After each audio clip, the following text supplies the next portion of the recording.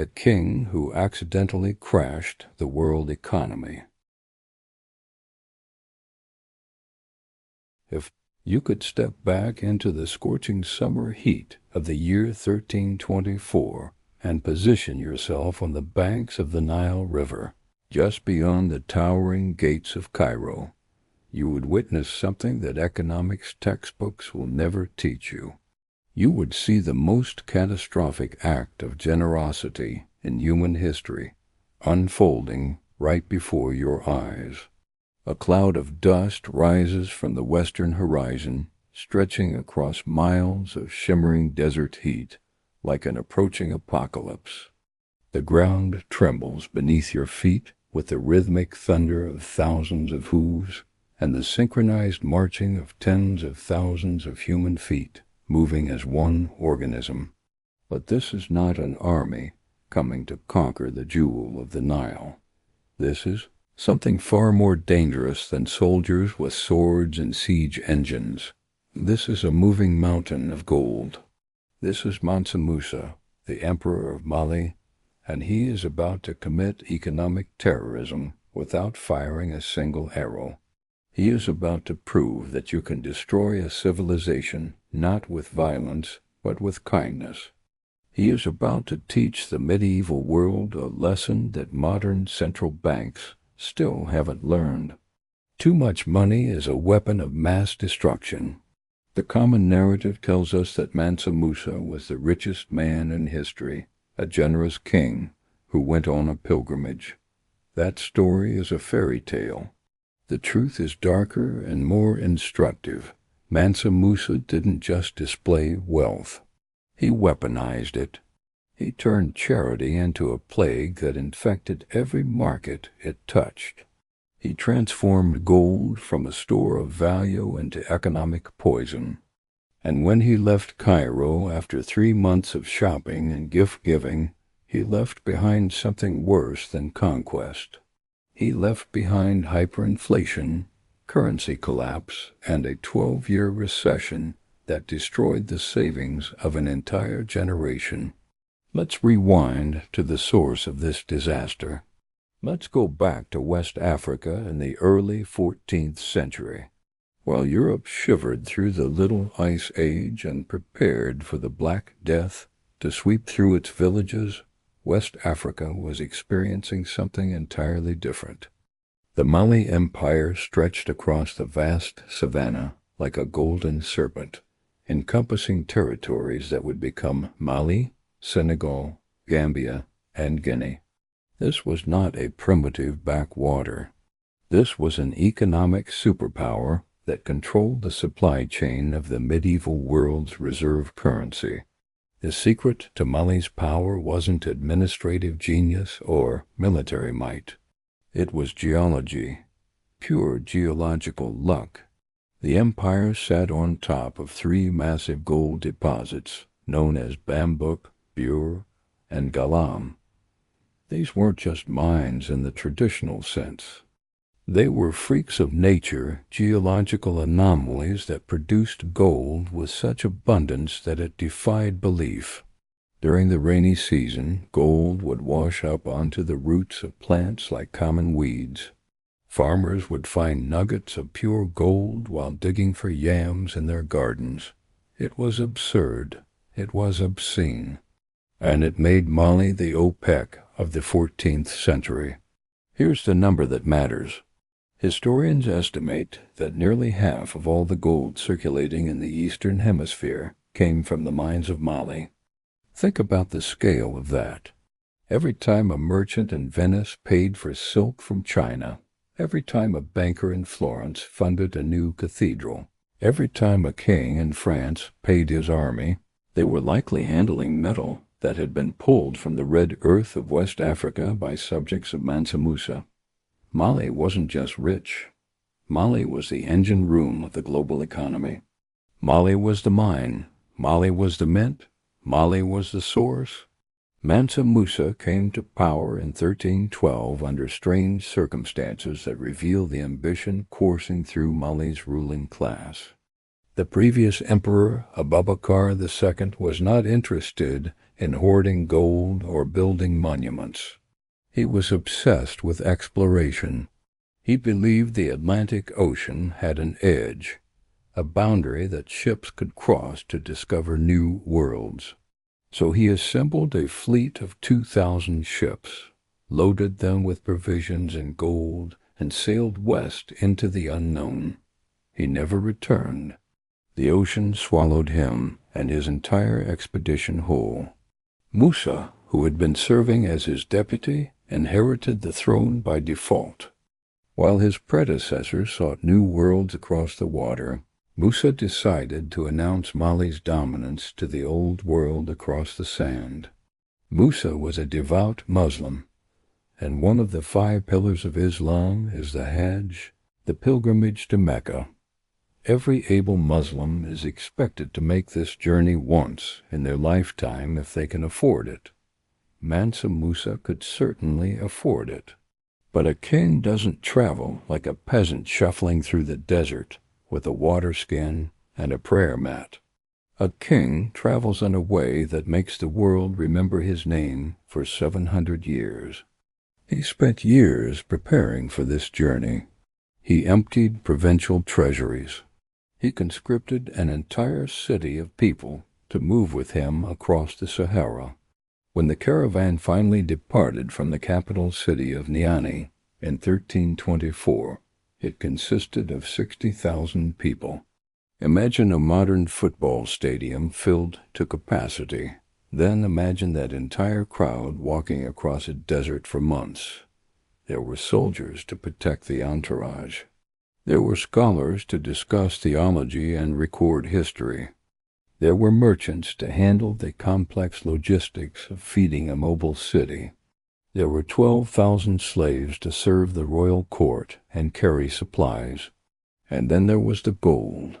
500 slaves marched in the front ranks, each wearing garments of Persian silk, and each carrying a staff made of solid gold, weighing 6 pounds.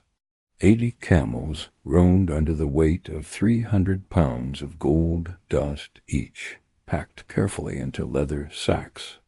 Do the math. That's 24,000 pounds of gold dust alone, not counting the staffs, the jewelry, the plates, the coins. This wasn't a pilgrimage. This was a rolling advertisement for an empire that wanted the world to know it could afford to be obscenely generous. As the caravan moved through the desert, passing through the trade towns of Walata and Tuat, Musa began to spend. He didn't believe in hoarding wealth like a European dragon sitting on a pile of coins. He believed that wealth was a gift from God to be distributed to those in need. If he saw a poor person, he gave them a handful of gold. If he saw a mosque that needed repairs, he funded a complete reconstruction. It is said that he built a new mosque every Friday wherever the caravan stopped for prayers. The rumor of his approach reached Cairo long before the dust cloud appeared on the horizon. The merchants of Cairo, veterans of 1,000 trade deals, rubbed their hands in anticipation. Cairo was the greatest city in the Middle East at that time, the capital of the Mamluk Sultanate. It was a crossroads where goods from India and China met the markets of Europe. The merchants knew a rich king was coming from the fabled land of gold. They expected to sell him silk and spices at premium prices. They expected to make a comfortable profit. They had absolutely no idea what was about to hit them. When Musa finally arrived at the pyramids of Giza in the summer of 1324, he set up a camp so large it looked like a new city had materialized overnight. The tents were made of silk and brocade. The horses wore gold trappings. The soldiers' armor shone in the sun like mirrors. The Sultan of Cairo, al-Nasir Muhammad, sent an invitation to meet this African emperor who traveled with the wealth of legends. But there was a problem. In the Mamluk court, anyone who approached the Sultan was required to kiss the ground at his feet as a sign of submission. Mansa Musa was an emperor. He bowed to no man. He refused to go. Diplomats shuttled back and forth between the camp and the citadel. The tension was thick enough to cut with a knife. Finally, a compromise was reached. Musa agreed to visit the citadel, but he would only bow to God. When he entered the throne room, he walked past the Sultan and bowed his head slightly, acknowledging the other ruler as an equal, not a superior. The Sultan, impressed by this display of confidence, accepted the gesture and invited Musa to sit beside him. Then Musa began to give gifts. He gave the Sultan 50,000 dinars of gold. He gave gold to the viziers. He gave gold to the generals. He gave gold to the scribes and the servants. It was a river of wealth flowing from his hands like water. The Sultan was charmed and delighted. He gave Musa the palace of Carafa to stay in during his visit. This is where the economic disaster began. Musa stayed in Cairo for 3 months, and for 90 consecutive days he went shopping. He visited the famous markets of Cairo, the sprawling souk filled with goods from 3 continents. He saw fine Turkish silks. He saw Venetian glass. He saw pearls from the Persian Gulf. He saw intricate brass work and perfumes from Arabia. And he bought everything. He didn't haggle. He didn't negotiate. If a merchant said a piece of cloth cost 10 dinars, Musa gave him 20. If a trader said a horse cost 100 dinars, Musa gave him 300. The merchants of Cairo thought they had died and ascended to paradise. They had never encountered a customer like this. They raised their prices. Musa paid them without hesitation. They raised their prices again. Musa paid them again. He flooded the market with gold as if it were sand. The shopkeepers were suddenly sitting on piles of gold they had never dreamed of owning. The beggars in the streets walked around with gold coins. The servants in the palace tipped with gold nuggets. It seemed like a party that would never end. But while the people celebrated and praised the generosity of the Lion of Mali, the invisible laws of economics were grinding into motion. Economics is fundamentally the study of scarcity. Gold is valuable precisely because it is rare. If gold becomes as common as sand, it loses its value. This is not philosophy. This is mathematics. Mansa Musa had dumped so much gold into the Cairo economy that the supply skyrocketed. Suddenly, everyone had gold. But the amount of goods, the silk, the food, the horses remained exactly the same. When you have more money chasing the same amount of goods, prices go up. This is inflation. But this wasn't normal inflation. This was hyperinflation. The value of the gold dinar, the standard currency of the Middle East, began to crash. Before Musa arrived, a gold dinar could buy a certain amount of wheat. After he had been there for a month, that same dinar could buy only half as much. By the time he left, it could buy almost nothing. The currency had been destroyed. The merchants realized too late what was happening. They had pockets full of gold, but the gold was worth less and less every single day. The price of bread doubled. The price of rent tripled. The savings of the middle class were wiped out overnight. A man who had saved for years to buy a house suddenly found that his savings could only buy a horse. The poor who had received gifts from the king found that the money bought them very little food because the price of grain had soared beyond reach. Mansa Musa had unintentionally nuked the economy of Egypt. He had killed the currency, but he didn't notice. He was a king, not an economist. He was focused on his spiritual journey. After 3 months of spending and praying and giving, he packed up his massive caravan and headed east toward the Red Sea to cross into Arabia. He left behind a city that was drowning in gold and choking on inflation. The legend of his wealth spread ahead of him like wildfire. The Bedouin tribes of the Arabian desert heard that a man made of gold was coming. They lined the route, selling him water and guides at extortionate prices. Musa paid them without blinking. He arrived in Mecca and performed the rites of the Hajj. He circumambulated the Kaaba. He prayed at Mount Arafat. He gave alms to the poor of the holy cities. He gave so much that the markets of Mecca and Medina suffered the same fate as Cairo. It is estimated that Mansa Musa injected the equivalent of millions of dollars worth of gold into the Middle Eastern economy in a span of a few months. It was the largest transfer of wealth in the medieval world, and it was done with a smile. It was an act of charity that devastated the recipients. The exchange rate of gold fell by 25%. The entire region was awash in liquidity, but starving for value. Now comes the great irony. The journey home is often harder than the journey out. Mansa Musa had achieved his spiritual goal. He had stood before the Kaaba in Mecca. He had fulfilled his duty to God. Now he had to lead 60,000 people back across the unforgiving sands of Arabia and the Sahara to return to Mali. But the caravan that turned west was dramatically different from the one that had arrived. It was lighter. The 80 camels that had carried 300 pounds of gold dust each were empty.